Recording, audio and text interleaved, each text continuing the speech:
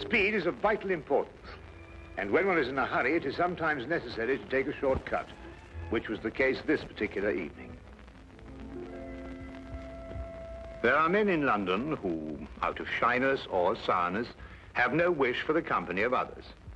Yet they are not averse to comfortable chairs and the latest reading material. For their convenience, a club was started which forbade its members from taking any notice of each other. If a member talked, it was a black mark against him, and 3 such marks rendered him liable to expulsion. Sherlock Holmes was neither shy nor sour, but he joined the St. Denis Club because he found the atmosphere soothing. True, I'd always been diligent about not disturbing him here, but tonight I had come on a matter of the greatest urgency.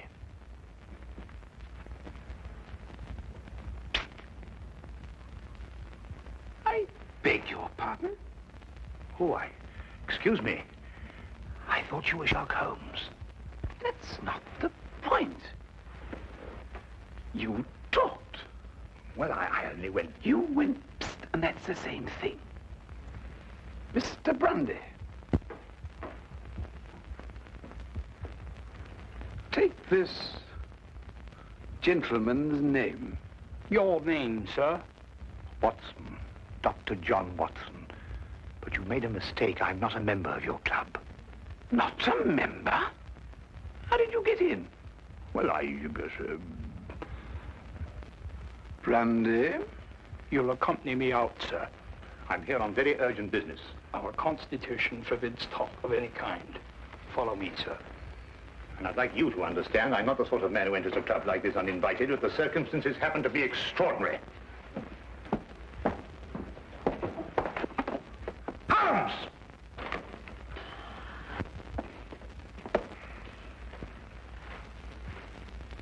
I must ask you, sir, not to attempt to... I don't believe such an incident has ever occurred before. Well, really? Holmes! I've never been so humiliated in my life. Why didn't you speak up in there? Because it's against the rules of the club, old chap. Oh, hang the club! This desire for privacy can go too far. What if an emergency arose? Yes, and perhaps to prevent that happening again, we'd better move down the hall a bit. Now, you were saying... What if an emergency arose? You can speak up now, Watson. What I'm trying to say is, what if an emergency arose and your presence is urgently requested? Nobody can put a hand on you. And I'm here, my dear chap. You just disproved that. Oh, really? I'm only isolated here from triviality. Well, there's nothing trivial about this. There's a man waiting for you back at the flat, a man by the name of Dubec, Claude Dubec. He's had an experience that make your blood run cold. What sort of an experience, Watson? He watched a man being tortured. Tortured? We'll find a cab outside. Yes. Come along, then.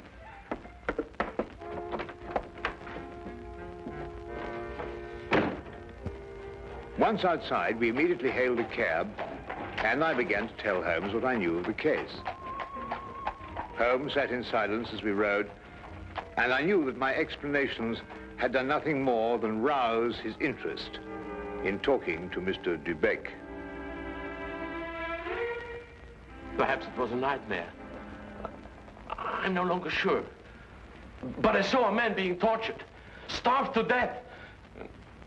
I was powerless to help. Here, drink this. It'll do you good. Thank you. Any true Frenchman will tell you that this brandy has to be sipped. Safer, but if you'll excuse me once. Poor devil. Maybe he's still alive. Mr. Holmes, you must find him before it's too late. Monsieur Dubec, we'll do our best to help you, but first of all, you must tell us who this man was and how you came to meet him. His name was Charon. Paul Charon. And how we came to meet him. What day is it today? Wednesday. Wednesday. Then it was last Friday that it happened. You know, Mr. Holmes, I'm an interpreter. And I interpret nearly all languages. Now, since I'm French by birth, it is with this tongue that I'm principally associated. Now, I'm very well known in the hotels, and it occurs frequently that I'm called for at the strangest hours by travelers who get into difficulties. Now, I was not surprised, therefore, when I heard shortly before 11 o'clock at night someone knock at my door.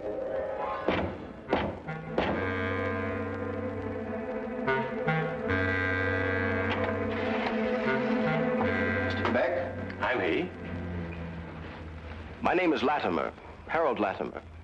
Forgive me for calling at such a late hour, but the man at the hotel said it would be all right. Oh, you need an interpreter? Yes. You do speak French, don't you? No, with the greatest of pleasure. What's your problem? Well, you see, someone from France came to see me on business. As it turned out, he speaks only French. And I, of course, can't even read the label on a bottle of wine. Oh, that's a pity. He's leaving tomorrow, and it's imperative that we settle our business tonight. I realize this is an imposition at this late hour. An interpreter and a doctor are the same in this respect. His hours are whenever he is required. Now, just a moment, I'll get my hat. Go.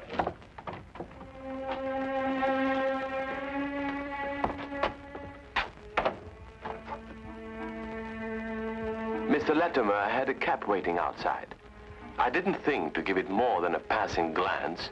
However, there was a strange atmosphere as I entered.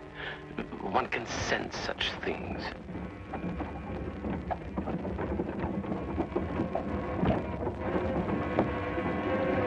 I must ask you not to. I beg your pardon? I prefer the shades drawn, Mr. Dubec. But they cut out the view. That's exactly their purpose. You'll forgive me, but I have no intention of permitting you to see the place to which we are being driven. What's the meaning of this? You shall find out. Soon.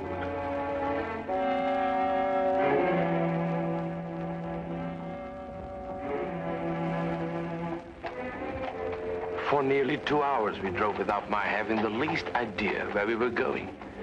All the time I sat in silence, wondering what on earth could be this man's reason for kidnapping me. Whatever it might be, there was no possible use in my resisting.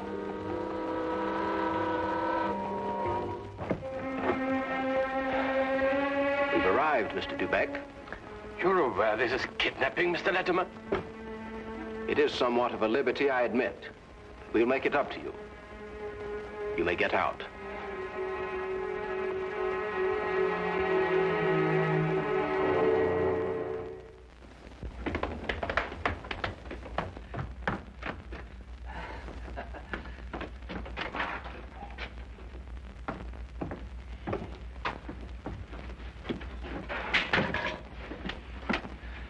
Is this, Mr. Dubec, Harold? Yes. Well done, well done. No ill feelings, Mr. Dubec, I hope, but we couldn't get on without you. Now, what do you want of me? Only to ask a few questions of a French gentleman, and let us have the answers. If you deal fair with us, you'll not regret it. But if you try any tricks, you'll wish you hadn't been born. You follow me?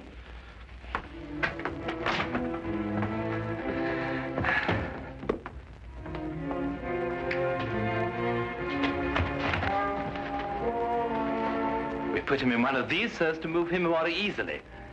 What have you been doing to this poor man? That is no concern of yours.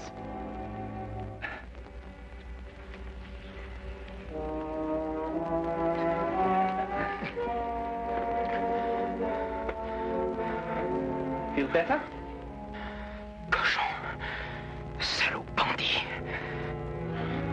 You don't have to understand French to know that is not a compliment. But no matter. Ask him if he's prepared to sign the papers. For your own good, be quick about it. Acceptez-vous de signer les papiers? Jamais. Never. Tell him he is doing her no service. Vous ne lui êtes d'aucune aide. Laissez-moi lui entendre dire. He says, let me hear her say so. Tell him he'll go free if he signs. Signez et vous serez libéré. C'est alors que je ne serai plus jamais libre. He says, then he will never go free. Then he knows what awaits him. Translate that. Vous savez à quelles conséquences vous vous exposez? Peu m'importe. He says he doesn't care. Stop that! It is only the beginning if he persists in being stubborn. Now let us try again and see if we can get better results. I was horrified at having to be a part of an affair like this, and even though I was only the interpreter, I felt guilty at not being able to give him any help. What could I do with Lattimer on one side and Judd on the other, giggling with each question? Again and again, I asked him in different ways whether he would give in and sign the document. Again and again, I got the same reply. But soon, a thought came to me. I took to adding little sentences of my own to each question. Innocent ones at first, to see if I could get away with it. When our companion showed no sign of catching on, I played a more dangerous game. I asked him all about himself and learned that his name was Paul Charon. He was a stranger in London, that he didn't know what house we were in, that he was being starved to death. In another minute, I might have wormed the whole story out from under their noses, but for the interruption. Who is it? Oh, it's Micheline. The door is locked. Get rid of her. Give me the gun.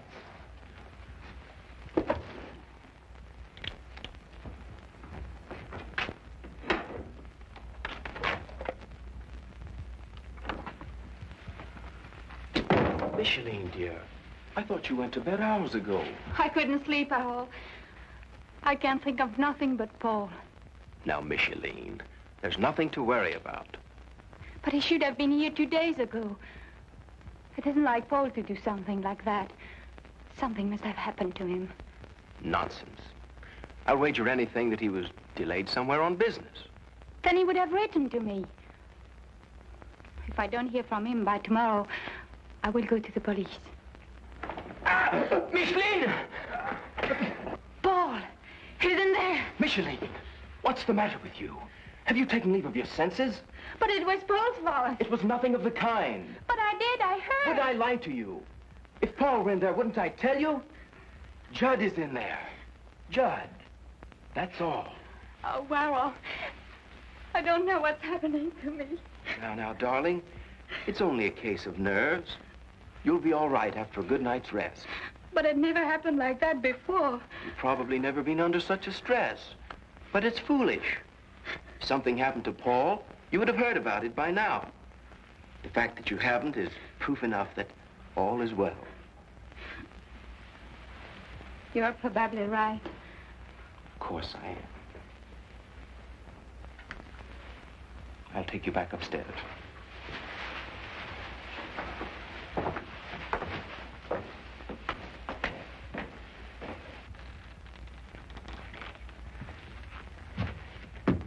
You perceive we have taken you into our confidence over some very private business.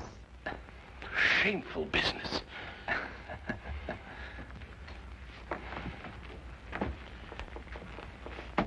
Necessary business. But it would not be to our interest if you spoke to anybody about it. Therefore, I am paying you a fee such as you have never before received in your life. There will be more the next time you come here. Thank you.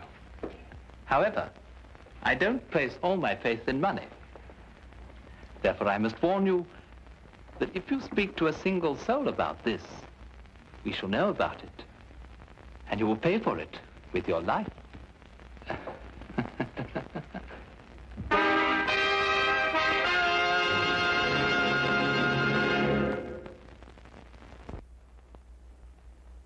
And now we return to the case of the French interpreter.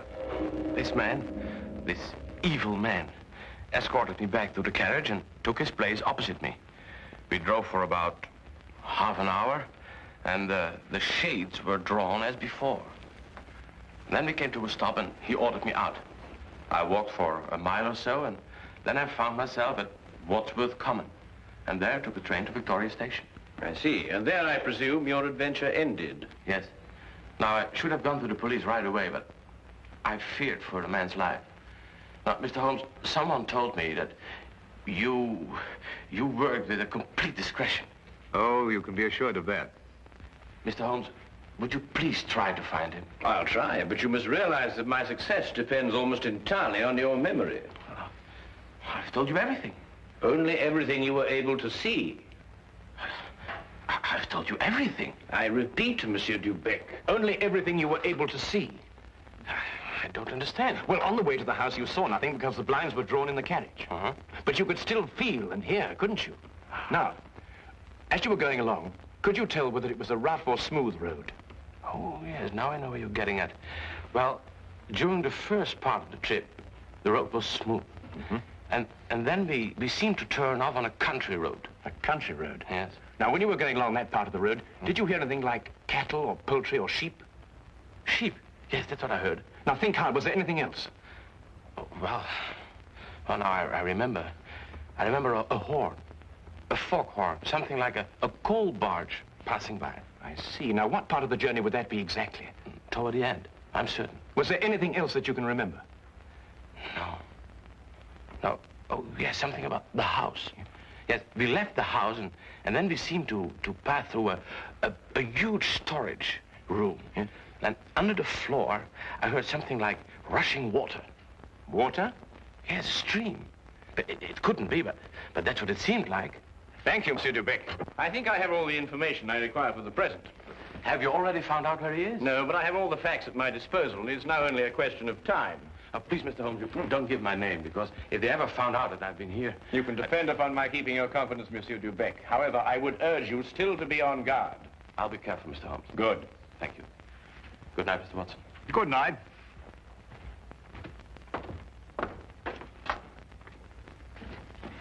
Good night, sir.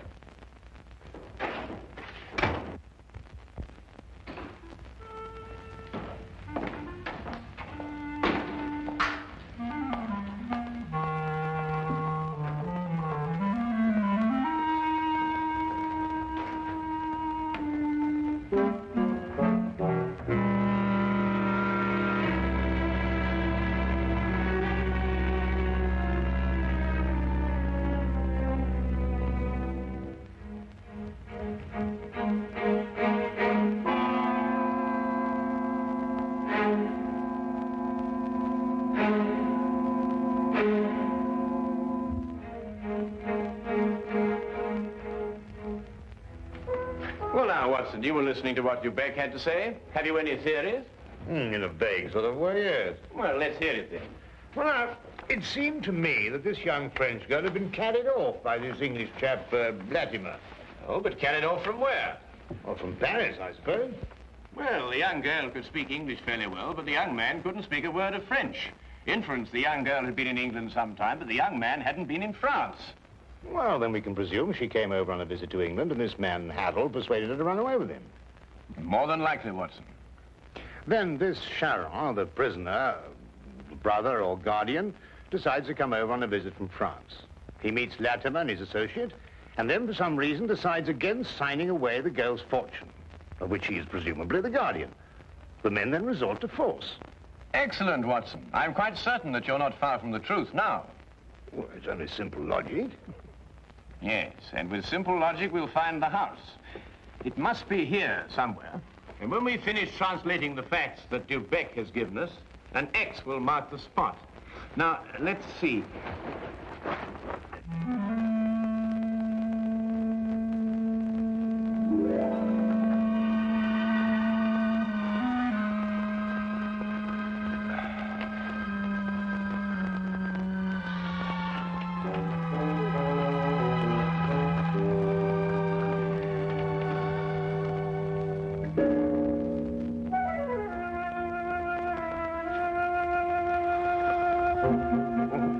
Doctor, I'm sorry to disturb you, Doctor. Would you mind getting your coat?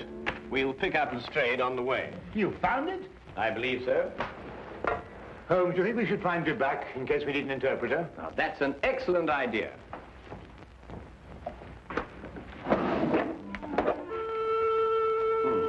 And from what I've heard, I believe these may come in handy. Right.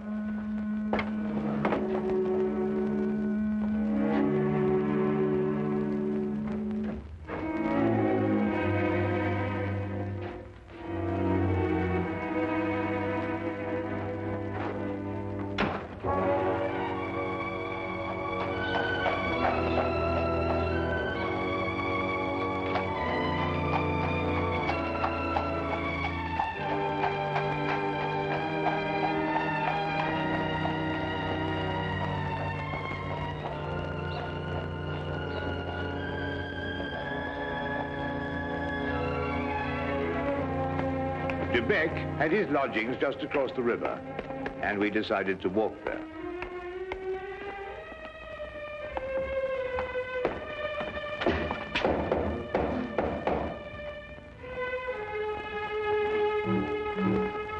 If you're looking for Mr. Dubec, he left about an hour ago.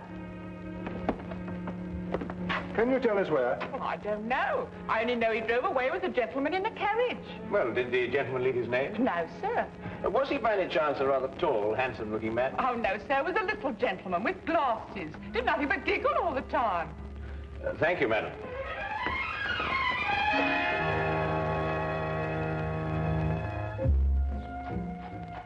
Even the weather seemed to be against us, and as we found our cab and started on our way, it began to rain.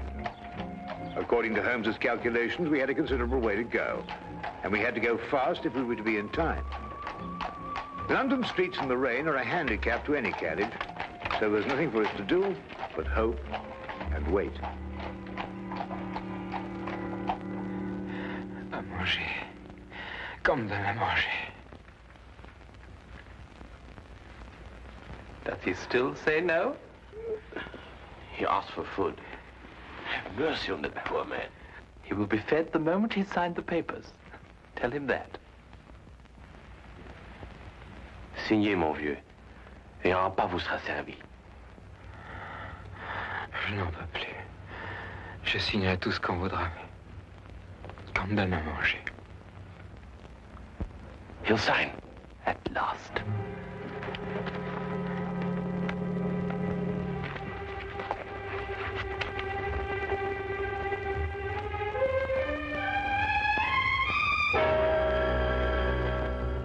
Now feed this man. It would be foolish to spare him, only to have to kill him again. Kill him? And you broke your promise. You spoke to Sherlock Holmes. That's not... That's true. There's no point in lying, but you couldn't tell him where we are. And even the famous Mr. Holmes could never deduce that.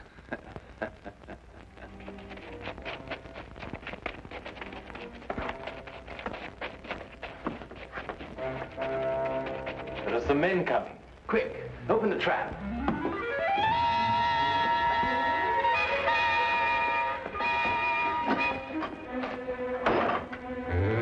Right, you two, down there.